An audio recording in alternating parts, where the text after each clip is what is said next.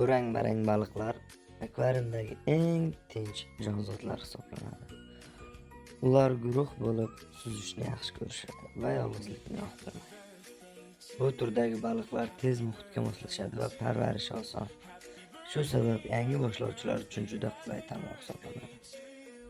Ular kuniga kam ovqat yeydi, lekin toza suvni juda yaxshi ko'radi.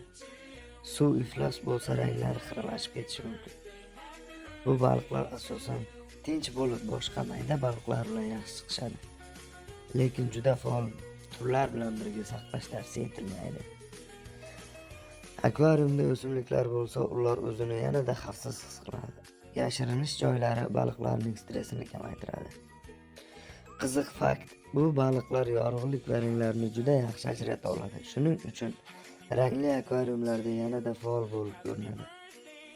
Agar siz akvariumni chiroyli va jonli qilishni xohlasangiz, bu baliqlar juda yaxshi tanlov bo'ladi. Obuna bo'ling va yana qiziqarli faktlarni o'tkazib yubormang.